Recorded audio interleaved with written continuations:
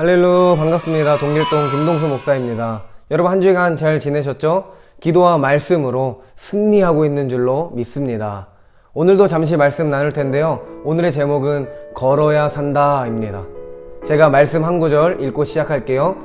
내가 물 가운데로 지날 때에 내가 너와 함께 할 것이라. 강을 건널 때에 물이 너를 침몰하지 못할 것이며 내가 불 가운데로 지날 때에 타지도 아니할 것이요 불꽃이 너를 사르지도 못하리니. 아멘.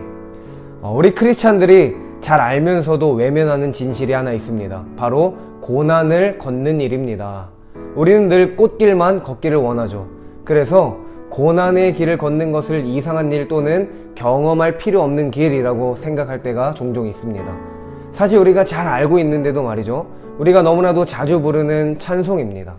한 걸음 한 걸음 주 예수와 함께 날마다 우리 걸어가리 고백합니다. 또 꽃이 피는 들판이나 험한 골짜기라도 주가 인도하시는 대로 주님과 함께 걷겠습니다. 우리가 이렇게 고백합니다. 그런데 우리가 알기는 잘 아는데 진짜 그 길을 걸으려고 하면 원망이 쏟아져 나오고 불평이 나올 수밖에 없다는 거예요. 오늘 제가 읽어드린 이사야 43장 2절 말씀에 보면 물 가운데로 불 가운데로 지날 때에 라고 말합니다. 물과 불은 극심한 고난을 상징합니다. 그런데 그 극심한 고난 가운데를 지나갈 때 라고 말합니다. 팀 켈러 목사님은 이 말씀 구절을 들어서 이렇게 이야기합니다. 고난이란 걸어서 지나가는 무엇이다 라고 말합니다. 이 말씀대로라면 하나님 참 치사하지 않습니까? 처음부터 우리를 불구덩이 속으로 보내지 않으시면 되는 거 아닙니까? 물 속으로 우리를 보내지 않으시면 되는 건데 굳이 우리를 그 속으로 보내셔놓고 아무 일 없을 것이다 라고 말하는 거예요. 왜 그럴까요? 이유는 간단합니다. 하나님이 우리 삶 가운데 찾아오셔서 우리와 함께 하신다라는 거예요. 왜냐하면 우리 인간이 연약한 존재이거든요.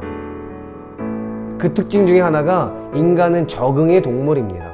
적응력이 무지하게 빠릅니다. 그래서 하나님을 금세 잊어버리거든요. 대한민국 교회가 지금껏 경험해보지 못한 초유의 사태를 지금 겪고 있습니다. 바로 코로나19라는 무시무시한 바이러스인데요. 그래서 교회가 문을 닫는 상황으로 치닫게 됩니다. 영상으로 예배 드려야만 했죠.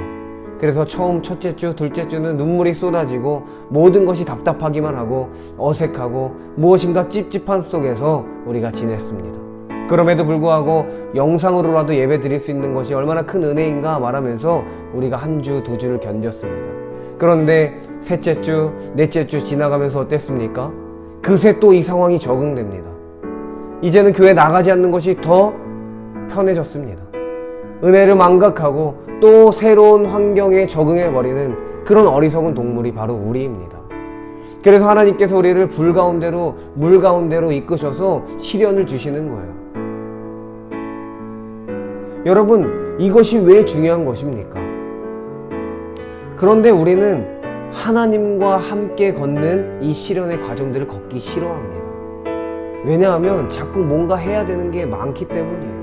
불 거리고 물 거리면서 우리가 해야 될 게, 감당해야 될 게 많아지니까 그게 싫어지는 거예요.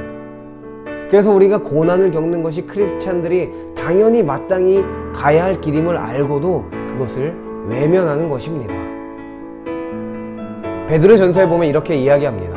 너희의 믿음의 확실함은 불로 연단하여도 없어질 금보다 더 귀하여 예수 그리스도께서 나타나실 때에 영광과 존귀를 얻게 하실 것이니라. 베드로가 시련을 불로 연단하는 금과 비유합니다. 금은 불에 넣어도 녹아내리기는 하지만 타서 없어지진 않습니다.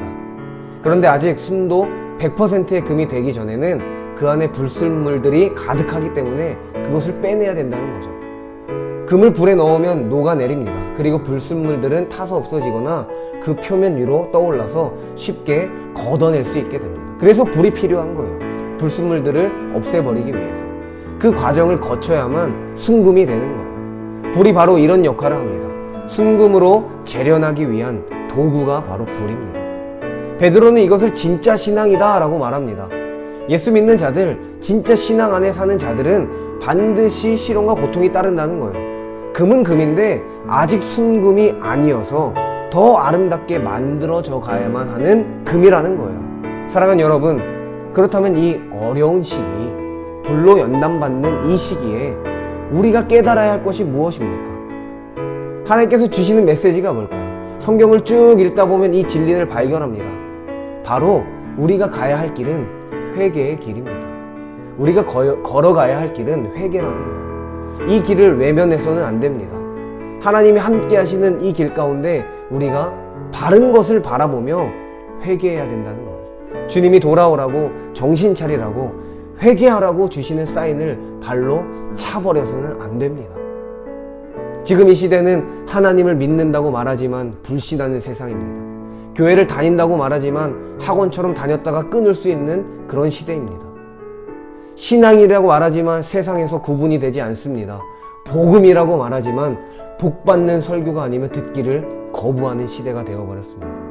오직 예수라고 외치지만 내 마음대로 예스 외치지 않으면 안 되는 줄 아는 세상이 되어버렸습니다. 주님과 함께하는 스토리로 살아간다고 말하지만 스펙이 없으면 죽는 줄 아는 세상이에요. 사랑하는 여러분, 우리의 모습을 돌아보고 회개합시다. 하나님께서 주시는 이 시련의 과정은 우리에게 회개하라고 주시는 축복입니다. 돌이켜야 돼요. 또 우리 개인들의 모습뿐만 아니라 나라와 민족, 세계 열방을 품고 그리스도를 알지 못하는 범죄하는 죄악이 가득한 이 모습들이 나의 죄임을 고백하며 내가 먼저 주님 앞에 돌이키고 회개하는 진짜 신앙인이 되어야 할 줄로 믿습니다. 주님이 주시는 고난의 길은 축복의 길입니다. 이 말씀 가지고 우리가 돌이켜 회개하며 우리 자리에서 승리할 수 있기를 바랍니다. 모두 각자의 자리에서 승리합시다. 아자아자 화이팅! 정답은 예수다.